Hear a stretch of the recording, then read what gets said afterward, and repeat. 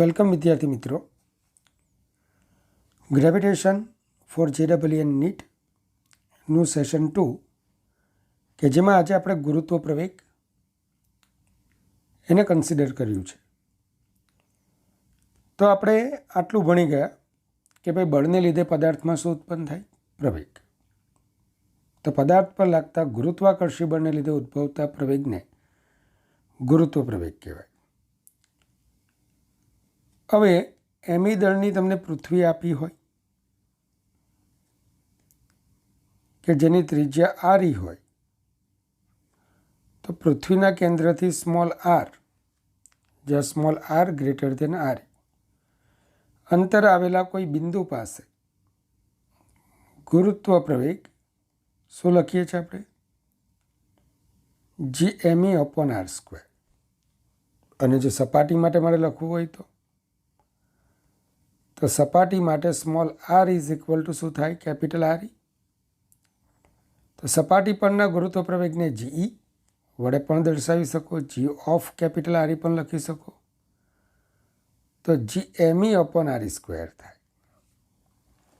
ચાલો, આ થયું સપાટી પરનો ગુરુત્વ પ્રવેગ. હવે પૃથ્વીની સપાટી માટે small r is equal two capital R લેતા GE is equal two Gme/r². અમે અગાઉ પણ તમને કીધું હતું કે ગુરુત્વીય તીવ્રતા અને ગુરુત્વ પ્રવેગમાં થોડો ફરક છે. તો આજે આપણે ફક્ત ગુરુત્વ પ્રવેગની ચર્ચા કરીએ. નેક્સ્ટ સેશનમાં ફરી પાછું ગુરુત્વીય તીવ્રતાના કેટલાક સૂત્રો એને ધ્યાનમાં લઈ લઈએ. ચાલો, તો સૌથી પહેલાં જીના મૂલ્ય પરની અસરો, કે ભાઈ જીનું મૂલ્ય કેવી રીતે બદલાય છે. તો પહેલું કારણ છે, એક તો પૃથ્વી નિયમિત નથી. જ્યારે આપણે આ સૂત્ર મેળવેલું ને ત્યારે પૃથ્વીને ગોળાકાર લીધી છે. અને નંબર 2, પૃથ્વી ચાક ગતિ કરતી નથી એવું આપણે ધારેલું છે. જો પૃથ્વી નિયમિત ન હોય તો નિયમિતનો મતલબ એમાં દળ વિતરણ સમાન નથી. પૃથ્વીમાં દળ વિતરણ સમાન નથી. આપણી પૃથ્વી વિવિધ ઘનતાવાળી પૃથ્વી છે. તો પૃથ્વીની ઘનતા ત્રિજ્યાવર્તી રીતે બદલાય છે. મતલબ કે કેન્દ્રથી જેમ જેમ જેમ અંતર વધતું જાય ને ઘનતા બદલાતી છે. પૃથ્વીના અંદરના વિભાગમાં એની ઘનતા લગભગ 13.6 × 10³ કિલોગ્રામ પર મીટર ક્યુબ જેટલી છે. પણ તેના બહારના ભાગમાં જ્યારે તમે આવો ને, પૃથ્વીના બાહ્ય આવરણ તરફ તમે આવતા જાઓ તેમ એની ઘનતા 2.3 × 10³ કિલોગ્રામ પર મીટર ક્યુબ અનુસાર ઘટતી જાય છે. તો એનો મતલબ કે એક તો પૃથ્વી સમાંગ નથી, અને આ સૂત્ર મેળવતી વખતે આપણે પૃથ્વીને સમાંગ ગોળો ધારેલો હતો. બીજું, પૃથ્વી સંપૂર્ણ ગોળાકાર પણ નથી. આથી પૃથ્વીનું દરેક સ્થળ એના કેન્દ્રથી એક સરખાંતર આવેલું હોવું જરૂરી નથી. દાખલા તરીકે પૃથ્વી ધ્રુવ પ્રદેશો પાસે સહેજ ચપટી છે અને વિષુવવૃત્ત પાસે ઉપસેલી છે. આથી વિષુવવૃત્ત પાસે પૃથ્વીની ત્રિજ્યા ધ્રુવ પ્રદેશ કરતાં આશરે 21 કિલોમીટર જેટલી વધારે છે. જો RE અને RP અનુક્રમે વિષુવવૃત્ત અને ધ્રુવ પ્રદેશ પાસેની પૃથ્વીની ત્રિજ્યા હોય, R ઓન ઇક્વેટર, RP મતલબ કે pole, radius at pole, radius at equator, તો આપણે જાણીએ છીએ કે ભાઈ RE ઇક્વેટરની ત્રિજ્યા ધ્રુવ પ્રદેશો કરતાં 21 કિલોમીટર જેટલી વધારે છે. આમ જો પૃથ્વી ચાક ગતિ કરતી ન હોય, ખાસ ધ્યાન રાખજો, તો E is equal two Gme/re². આ ક્યાં આવશે? વિષુવવૃત્ત પાસે. અને GP is equal two Gme/rp², જે ક્યાં મળશે? ધ્રુવ પ્રદેશ પાસે. સ્પષ્ટ છે કે RE એ RP કરતાં વધારે છે. તેથી GE લેસ ધેન GP થશે. બરાબર ધ્યાન આપજો. તો આમ ધ્રુવ પ્રદેશો કરતાં વિષુવવૃત્ત પાસે ગુરુત્વ પ્રવેગનું મૂલ્ય ઓછું હોય છે. પહેલું કારણ છે તો ત્રિજ્યાનું. નંબર 3 કે આપણે અગાઉ શું ધાર્યું ભાઈ, જી બરાબર GME/r². આ સૂત્ર મેળવતી વખતે પૃથ્વીની ચાક ગતિને આપણે અવગણેલી છે. આપણે તો જાણીએ છીએ કે પૃથ્વી તો ભ્રમણ કરે છે પશ્ચિમથી પૂર્વ તરફ, એ સતત ભ્રમણ કરતી હોય છે. હવે પૃથ્વીના કોઈ પણ સ્થળને એનું ભૌગોલિક સ્થાન તેના અક્ષાંશ અને રેખાંશ દ્વારા મળે છે. અક્ષાંશ એટલે શું? ચાલો, તો અક્ષાંશ એટલે શું? તો પૃથ્વીનું કોઈ પણ સ્થળ વિચારો P. આ સ્થળને પૃથ્વીના કેન્દ્ર સાથે જોડો તો બનતી રેખા OP હશે. આ રેખા એ વિષુવવૃત્ત સાથે બનાવેલા ખૂણા અથવા વિષુવવૃત્તીય રેખા સાથે બનાવેલા ખૂણાને તે સ્થળનો અક્ષાંશ કહે છે.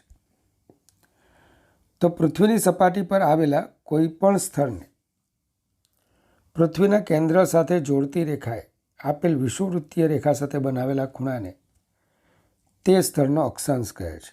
જો આ મુજબ આપણું સ્થળ પોતે વિષુવવૃત્ત જ હોય તો OE રેખાએ OE સાથે બનાવેલો ખૂણો 0.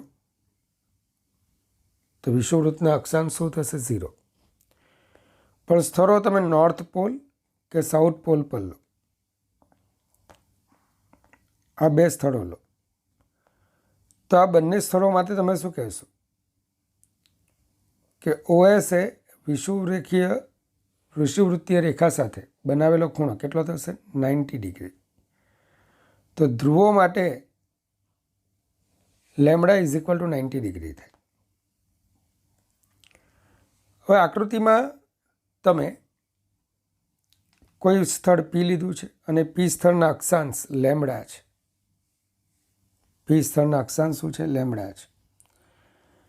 P બિંદુ પાસે ધારો કે તમે સ્મોલ m દળનો કણ લીધો છે. તો આ કણ પર સૌથી પહેલા પૃથ્વી વડે એના કેન્દ્ર તરફ બળ લાગશે, જેને આપણે mg કહીશું. તમે mge પણ લખી શકો, જ્યાં ge શું છે? સપાટી પરનો ગુરુત્વ પ્રવેગ. તો પહેલામાં પહેલું આની પર કયું બળ લાગે? ગુરુત્વાકર્ષી બળ અથવા વજન બળ mg. કઈ દિશામાં લાગે? PO દિશામાં, P થી O ની દિશામાં, કેન્દ્ર તરફ. બીજું, તમે જાણો છો પૃથ્વી પોતે ચાક ગતિ કરતી નિર્દેશ ફ્રેમ છે. આથી પૃથ્વી જો ભ્રમણ કરતી હોય તો આપણું સ્થળ P એ પણ વર્તુળાકાર કક્ષામાં ભ્રમણ કરશે. એકચ્યુઅલી વર્તુળાકાર માર્ગે ભ્રમણ કરશે, કક્ષા ન કહેવાય. તો વર્તુળાકાર માર્ગે ભ્રમણ કરશે. ધારો કે આ સ્થળનો રેખીય વેગ આપણે v લઈ લઈએ, તો સ્થળને શું હશે? કેન્દ્રગામી પ્રવેગ. સ્થળને શું હશે? કેન્દ્રગામી પ્રવેગ mv²/r. પૃથ્વીની સાપેક્ષે જ આપણે પદાર્થને વિચારીએ તો પૃથ્વી પોતે પ્રવેગી ગતિ કરતી નિર્દેશ ફ્રેમ છે. એનું સ્થળ P બરાબર v²/r જેટલો કેન્દ્રગામી પ્રવેગ ધરાવે છે. તો સ્વાભાવિક છે કે આ m દળના પદાર્થ પર MPQ દિશામાં, બરાબર જોજો, MPQ દિશામાં આભાસી બળ લાગશે. કેટલું આભાસી બળ હશે? સેમ કેન્દ્રગામી બળ જેટલું જ. તો આ એનું આભાસી બળ થશે. આ આભાસી બળનો આ ઘટક mv²/r cos લેમ્બડા કઈ દિશામાં લાગશે? તો OP દિશામાં અથવા PR દિશામાં. તો બીજું બળ કયું લાગ્યું? તો આભાસી બળ. અને આભાસી બળનો ઘટક કયો? mv²/r cos lambda. તો આમ આ P બિંદુ પાસે બે પરસ્પર વિરુદ્ધ દિશામાંના બળો લાગે છે. mg કેન્દ્ર તરફ અને mv²/r cos લેમ્બડા કેન્દ્રથી દૂર તરફ. પરિણામી પદાર્થ ચોંટેલો છે ને પૃથ્વીની સપાટી સાથે, તો કયું બળ વધારે હશે? mg. તો આપેલ પદાર્થ પર લાગતું અસરકારક બળ mg dash is equal to mg minus mv square upon R cos lambda. ચાલો બધામાંથી એમ કટ થશે તો g minus V square by R cos lambda.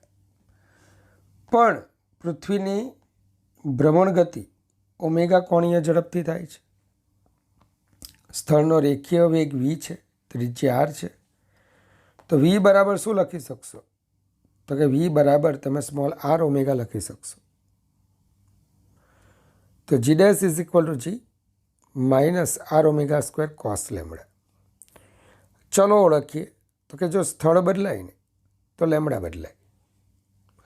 બીજું જો સ્થળ બદલાય ને, તમે જોયું સ્થળ બદલાય તો લેમડા બદલાય. સ્થળ બદલાય તો એના વર્તુળમાર્ગની ત્રિજ્યા સ્મોલ r પણ બદલાય. r અને લેમડા બદલાય તો g ડેશ પણ બદલાય. તો આમાં કેટલા ચલો છે? તો કે આમાં 3 ચલો છે. કયા કયા? r, લેમડા અને g ડેશ. r, લેમડા અને g ડેશ. મારે કોની સાથે સંબંધ મેળવવો છે? g ડેશનો લેમડા સાથે. તો rને કશેકથી કાઢવા પડશે. તો આકૃતિમાં જુઓ, આરી પૃથ્વીની ત્રિજ્યા, આ કાટકોણ ત્રિકોણ PMO માટે કોસ લેમડા બરાબર પાસેની બાજુ છેદમાં કર્ણ small r upon capital R. તો cos lambda is equal to small r upon capital R હોવાથી સ્મોલ r બરાબર r કોસ લેમડા થાય. માટે g dash is equal to, બરાબર ચેક કરજો, કિંમત મૂકી દીધી આપણે. તો લાસ્ટ તમારું જે સૂત્ર હશે, જોઈએ તો ફરી પાછું સાદુરૂપ આપું છું. v is equal to r omega. તો r omega square cos lambda. ચાલો small r is equal to શું લખશો? r cos lambda omega square cos lambda. તો g minus r omega square cos square lambda. તો આ થશે પૃથ્વીના ભ્રમણ ગતિને લીધે, ચાક ગતિને લીધે કોઈ સ્થળ પાસે ઉદ્ભવતો ગુરુત્વ પ્રવેગ. ચાલો ખાસ કિસ્સાઓ જોઈએ તો સૌથી પહેલાં આપણે ધ્રુવ પ્રદેશો પાસે આવીએ. તો ત્યાં લેમડા 0 છે. આથી g ડેશ કોસ, માફ કરજો, ત્યાં લેમડા 90 ડિગ્રી છે. તો cos 90 degree is equal to શું થાય? 0. તો અહીંયા જીમાંથી કંઈ જ બાદ નહીં થશે. આથી અહીંયા જીનું જે મૂલ્ય છે એ મેક્સિમમ મૂલ્ય કહેવાશે. કે અક્ષાંશ સાથે જીમાં ફેરફાર થાય છે. જો જીનું મારે મહત્તમ મૂલ્ય જોઈતું હોય તો ક્યાં નોર્થ પોલ, ક્યાં સાઉથ પોલ પર જવું પડે. સેમ વિષુવવૃત્ત પાસે તો કે lambda 0 cos 0 is equal two 1. તો g dash is equal to g r minus omega square. તો જીમાંથી બાદ થતી કિંમત મહત્તમ છે. આથી g ડેશ લઘુત્તમ તમને મળશે. બરાબર જોજો. તો ધ્રુવ પ્રદેશો પાસે લગભગ 9.83 મીટર પર સેકન્ડ સ્ક્વેર જેટલું અને વિષુવવૃત્ત પાસે લગભગ 9.8 મીટર પર સેકન્ડ સ્ક્વેર જેટલું. હવે એક પ્રશ્ન છે જે ઘણી વખત MCQમાં આવ્યો છે કે અચાનક પૃથ્વીના વિષુવવૃત્ત પાસે લોકો વજન રહિતતા અનુભવવા લાગે. મતલબ કે વજન જ ન અનુભવે, મતલબ કે અસરકારક ગુરુત્વ પ્રવેગ g ડેશ 0 થાય. તો એ માટેની ભ્રમણ ગતિનો આવર્તકાળ શું હોવો જોઈએ? મતલબ કે કેટલા સમયમાં એણે એક ભ્રમણ પૂરું કરવું જોઈએ? તો ફરીથી g ડેશ બરાબર 0 આપેલા છે. તો g બરાબર r ઓમેગા સ્ક્વેર. તો ઓમેગા બરાબર અંડરરૂટ g બાય r. કારણ કે ખબર છે ઓમેગા બરાબર 2π બાય t. તો t બરાબર 2π underroot re by g. t is equal to 2π underroot re by g. તમે જોઈ શકો છો કે આ બધા મૂલ્યો કોન્સ્ટન્ટ છે. re 6.4 ગુણ્યા 10⁶ મીટર, g 9.8 મીટર પર સેકન્ડ સ્ક્વેર. તો ટી લગભગ 1.41 કલાક અથવા 85 મિનિટ મળશે.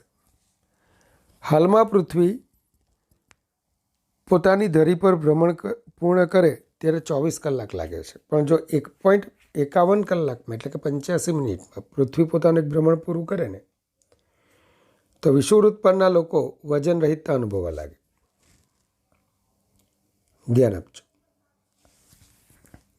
આમ જો પૃથ્વીનો આવર્તકાળ T is approximately equal to 1.41 hour થાય તો વિષુવવૃત્ત પાસે દરેક પદાર્થ વજન રહિતતાનો અનુભવ કરે છે. મારું વજન ક્યાં છે, મારું વજન ક્યાં છે? ચાલો, જીમાં ઊંચાઈ સાથે થતો ફેરફાર. તો ઊંચાઈ ક્યાંથી ગણાય? સપાટીથી ગણાય. તો પૃથ્વીના સપાટીથી h ઊંચાઈ આવેલ એક પદાર્થમાં આપણે ગુરુત્વ પ્રવેગ શોધવાનો છે. એનું પૃથ્વીના કેન્દ્રથી અંતર શું થશે? RE plus h. તો પૃથ્વીના કેન્દ્રથી small r is equal to RE plus h અંતરે ગુરુત્વ પ્રવેગ g of h GME upon r square. GME upon RE plus h whole square. x plus Y માંથી x બહાર કાઢો તો 1 પ્લસ વાય બાય એક્સ થાય. પણ જો સ્ક્વેર હોય તો એક્સ સ્ક્વેર બહાર આવશે. બોલો, એક્સ બહાર આવતા એનો વર્ગ એક્સ સ્ક્વેર થઈ જશે. સેમ RE પ્લસ એચમાંથી હું RE બહાર લઉં છું તો actually RE square 1 plus H upon RE whole square. પણ આવું કેમ કર્યું? કારણ કે મને ખબર છે GE બરાબર GME અપોન RE સ્ક્વેર. તો આપણને જે સૂત્ર હમણાં મળ્યું ને, g of h is equal two GE upon 1 plus h upon RE whole square, તો આ વ્યાપક સૂત્ર કહેવાય. અને આ સૂત્રમાં જો h બરાબર RE બાય 2 લઈ લો,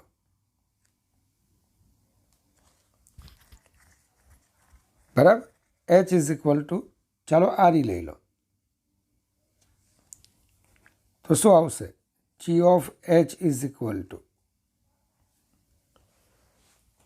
બરાબર GE બાય 4. ચાલો, ખ્યાલ આવે? તો h is equal to RE લીધા મેં. જો h is equal to RE by 2 લેશું તો શું આવશે? h અપોન RE 1/2 તો 4 GE બાય 9 થશે. મતલબ કે કંઈક તો મૂલ્ય મળશે જ.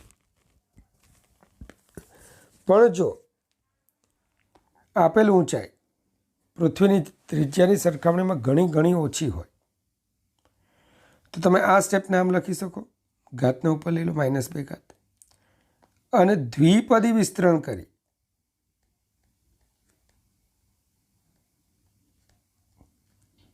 h અપોન RE ના 1 કરતાં વધુ ઘાતવાળા પદોને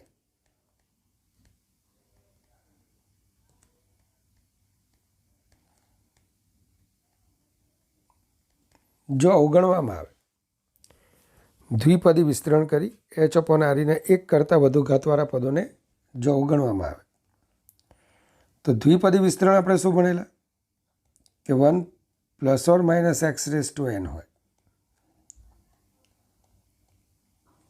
તો 1 પ્લસ ઓર માઇનસ nx થાય.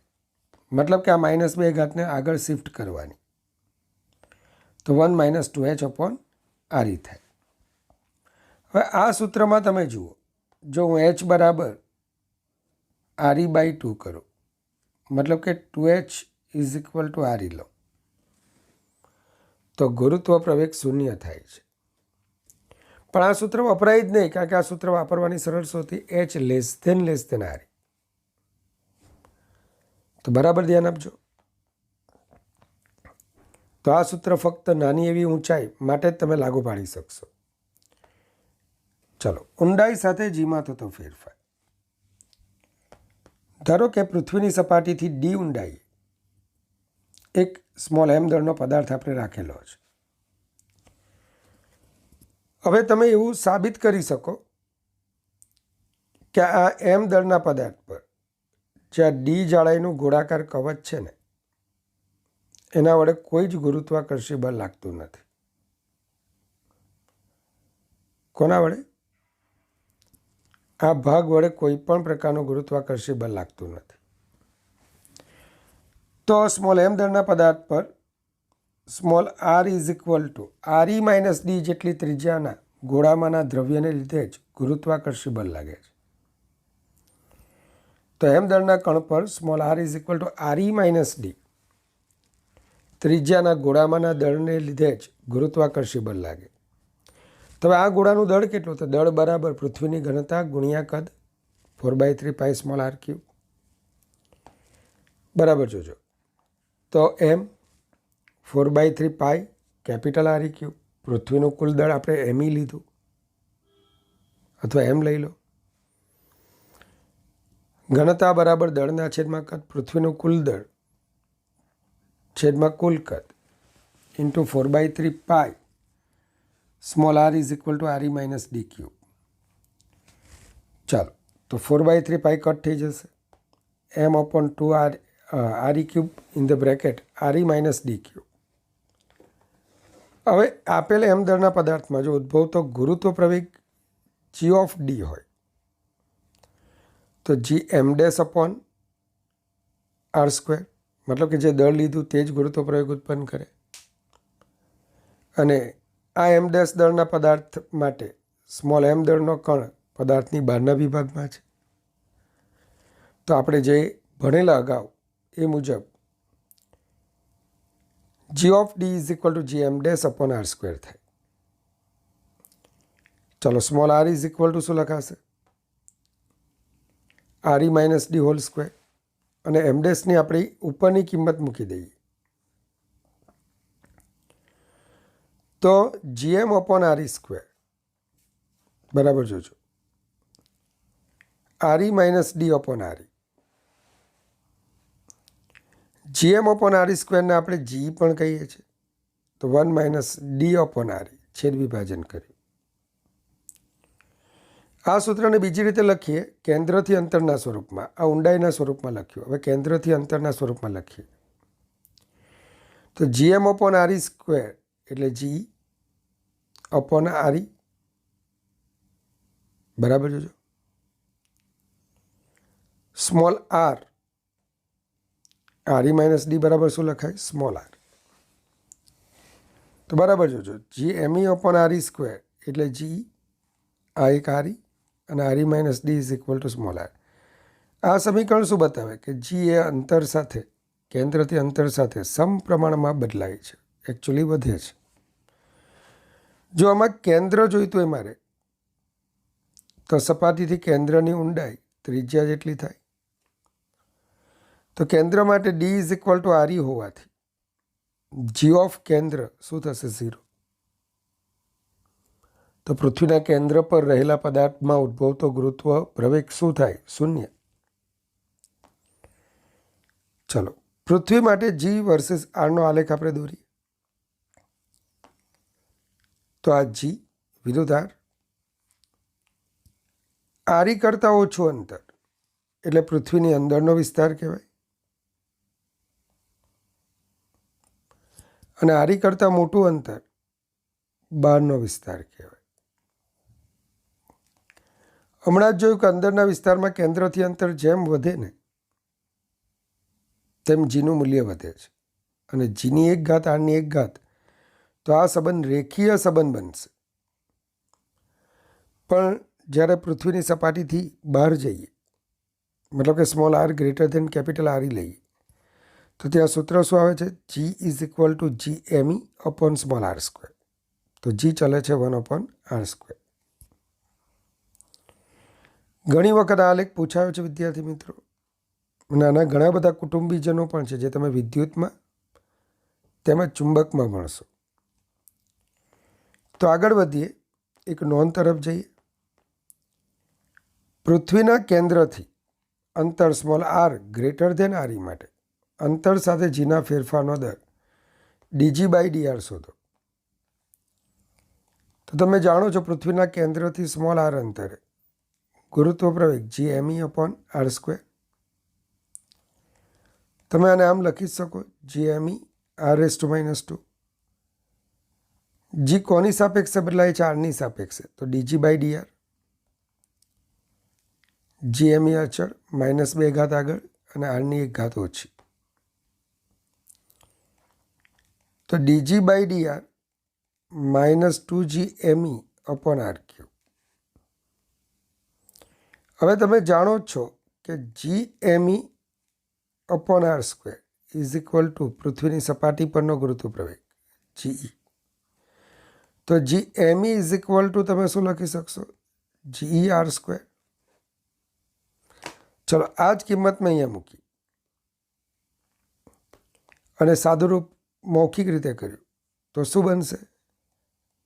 dg/dr માઇનસ gmeની વેલ્યુ મૂકી દો 2ge/r².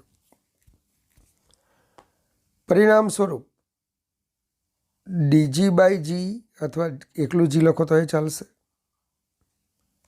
-2dr/r. એન્ટ્રન્સમાં પૂછાયેલું MCQ. તો વિદ્યાર્થી મિત્રો, આ રીતે ગુરુત્વ પ્રવેગ કેવી રીતે બદલાય છે તો એ આપણે સમજી ગયા. હવે એક બહુ જ મહત્વનો દાખલો આપણે સમજવા માગીએ છીએ અને એ JEE એડવાન્સ 2014નો દાખલો છે. આ દાખલાની બીજી એક ખાસિયત છે કે આના સોલ્યુશન બહુ લાંબુ આપ્યું છે સંકલન દ્વારા. પણ તમે જોયું કે પૃથ્વીની અંદરના વિસ્તારમાં g ચાલે છે, r છે. g વિરુદ્ધ rનો આલેખ સુરેખા બને છે. હવે મારે કોઈ પણ પદાર્થનું વજન શોધવું હોય ને એટલે આપણે mg શોધવાનું, પણ જો g બદલાતો હોય તો તેવા સંજોગોમાં પછી આપણે gનું એવરેજ મૂલ્ય લેવાનું. ધારો કે મારા પગથી લઈને માથા સુધી gનું મૂલ્ય અચળ નથી અને હું પૃથ્વીની ઊંડાઈમાં છું, સપાટીથી ઊંડે છું, તો મને મળેલા માથા પરના gનું મૂલ્ય અને મને મળેલા પગના તળિયા પરના gના મૂલ્ય એનું મારે શું લેવું પડે? સરેરાશ લેવું પડે. તો ધ્યાન આપજો, એક ગ્રહની ત્રિજ્યા rp is equal to r re/10 આપેલ છે, જ્યાં re પૃથ્વીની ત્રિજ્યા છે. આ ગ્રહની ઘનતા અને પૃથ્વીની ઘનતા જેટલી જ છે. વૈજ્ઞાનિકો r/5 ઊંડાઈનો કૂવો આ ગ્રહ પર ખોદે છે અને તેમાં સમાન લંબાઈનો તાર લટકાવે છે. મતલબ જેટલી ઊંડાઈ કૂવાની એટલી જ લંબાઈનો તાર લટકાવે છે.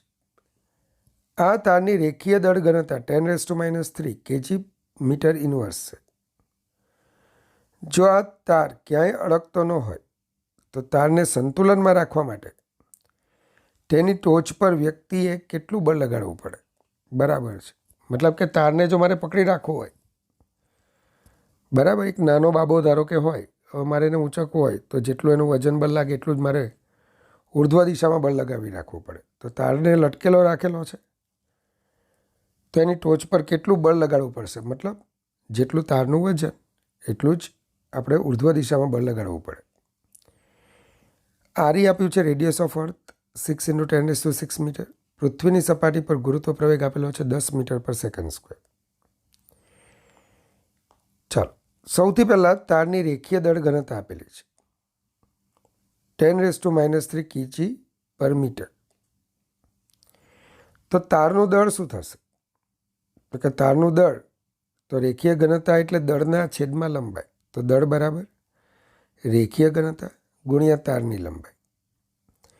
પણ r is equal two re/10 છે, તો ધ્યાન આપજો, 10 × 5 = 50, λre/50. હવે આપણે શું જોવાનું છે? તો પૃથ્વીના કેન્દ્રથી તારનો એક છેડો કેટલા અંતર આવેલો હશે? r - r/5, 4r/5. અહીંથી ગુરુત્વ પ્રવેગ વધે અને સપાટી સુધી મહત્તમ બને. તો તમારે સૌથી પહેલાં આ g1 અને આ g2 શોધવા પડશે. ચાલો, ધારો કે ગ્રહનો સપાટી પરનો ગુરુત્વ પ્રવેગ જી છે, જીપી છે. તો આપણે શું ભણી ગયા હતા કે પૃથ્વીના કેન્દ્રથી સ્મોલ આર અંતર, જે small r less than r, ગુરુત્વ પ્રવેગ g of r is equal to શું બનશે? તો હમણાં જ આપણે ભણી ગયા સપાટી પરનું ગુરુત્વ પ્રવેગ છેદમાં ત્રિજ્યા ઇન્ટુ સ્મોલ આર. જો મારે ગ્રહ માટે લખવું હોય તો જી અપોન આરપી ઇન્ટુ આર, અને પૃથ્વી માટે લખવું હોય જી અપોન આરઈ ઇન્ટુ આર. તો બરાબર જોજો, તમારે આ બંને જે ગુરુત્વ પ્રવેગ મળ્યા 4r/5 અને કેપિટલ આર અંતરે જે ગુરુત્વ પ્રવેગ મળે, આ બંનેનું તમારે શું લઈ લેવાનું છે? સરેરાશ. સિમ્પલ. કેમ સરેરાશ લીધું? G is proportional to R છે. જો ન હતે તો G is proportional to R, તો પછી તમારે આખા વિભાગને નાના નાના ખંડોમાં વિભાજિત કરવાનો. એક ખંડ પર ઉદ્ભવતો ગુરુત્વ પ્રવેગ અને એના પરથી એનું વજન DW is equal to DM into g મેળવવાનું. અને આવા જેટલા તમને ખંડો છે દરેક પરના જે વજન મળે DW એનો સરવાળો મતલબ સંકલન કરવા. પણ આપણે એમાં નથી જતા. બિંગ સ્માર્ટ આપણે શું કર્યું? આર અંતરે ગુરુત્વ પ્રવેગ એટલે ગ્રહની સપાટી પરનો ગુરુત્વ પ્રવેગ g p, small R is equal to 4r/5 અંતરે ગુરુત્વ પ્રવેગ, અને સૂત્ર શું હતું આપણું? G of r is equal to g p upon r p into small r. ચાલો, તો કિંમત મૂકીએ તો આર કટ થઈ જશે.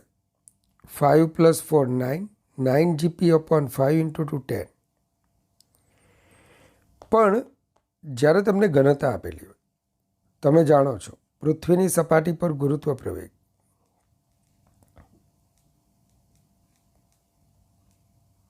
બોલો તો સૂત્ર જીઈ કેપિટલ ઈ લખું છું is equal to GME upon r². કારણ કે દળ બરાબર ઘનતા ગુણ્યા કદ. બરાબર જોજો. માટે જી રો અપોન r². તો પૃથ્વીને સંપૂર્ણ ગોળો લઈ લે 4/3 પાઈ r³. મતલબ કે 4/3 પાઈ જી રો r. તો આ જ રીતે ગ્રહ માટે મારે જોઈતું હોય તો 4/3 પાઈ જી રો પી આરપી. તો બરાબર જોજો મેં શું કર્યું છે તે. જીપી બરાબર શું મૂકી દીધા? 4/3 પાઈ જી રો પી આરપી, પણ આરપી બરાબર આર છે. ચાલો, હવે તમને શું કીધું છે? પૃથ્વીની ઘનતા અને ગ્રહની ઘનતા સમાન છે, તો રો ઈ બરાબર કોણ છે? રો પી. બીજું આર બરાબર r/10 છે, તો અહીંયા આરને બદલે r/10 અને 4/3 પાઈ જી રો ઈ. પણ આ તો સપાટી પરનો ગુરુત્વ પ્રવેગ છે જી. તો શું આવશે? 4/3 pi g rho e is equal to g. તો જી ઇન્ટુ r/10, તો 10 ઇન્ટુ 10 100. બરાબર જોજો. અને 9 જી, કારણ કે પૃથ્વીની સપાટી પરનો ગુરુત્વ પ્રવેગ તમને આપેલો છે. તો બસ જી એવરેજ મળી ગયું. તો પદાર્થ પર લાગતો અસરકારક ગુરુત્વ પર W બરાબર mg એવરેજ 9m GE/100. ચલો, એમની કિંમત અગાઉ આપણે મેળવેલી છે. લેમડા RE/50 તો 9 સ્મોલ એમની કિંમત lambda RE by 50 into GE by 100. પણ RE ઇઝ ઇક્વલ ટુ માફ કરજો બરાબર, 1 મિનિટ બરાબર છે. ચાલો, તો RE ઇઝ ઇક્વલ ટુ તમને આપેલા છે 6 ઇન્ટુ 10⁶, લેમડા 10⁻³ પૃથ્વીની સપાટી પર ગુરુત્વ પ્રવેગ 10, 5 ઇન્ટુ 10⁻³ સાદુરૂપ આપતા 108 ન્યૂટન તમને મળશે. તો જેટલું તારનું વજન છે એને ઊંચકવા માટે ઉર્ધ્વ છેડા પાસે એટલું જ બળ તમારે લગાડવું પડશે, વ્યક્તિએ લગાડવું પડશે. કેટલું બળ લગાડવું પડે? 108 ન્યૂટન. તો વિદ્યાર્થી મિત્રો, તરંગોનું આપણું ગ્રેવિટેશનનું જે આ બીજું સેશન છે એમાં આજે મેં ફક્ત અને ફક્ત ગુરુત્વ પ્રવેગનો ઉલ્લેખ કર્યો છે. નેક્સ્ટ સેશનની અંદર ગુરુત્વીય તીવ્રતા અને એના ખાસ કિસ્સાઓ એની આપણે ચર્ચા કરીશું. તો આશા રાખું કે આ બધું તમને સમજ પડતી હશે અને તમે નોંધ કરતા હશો. તમારી નીટ કે JEEની નોટમાં નોંધ કરતા જ હશો. તો અંતઃકરણથી, શુદ્ધ અંતઃકરણથી ભગવાન પાસે તમારી સારા ભવિષ્ય માટેની એક પ્રાર્થના કરું છું. હંમેશા હસતા રહેજો. Good bye. Take care. God bless you infinitely all my students.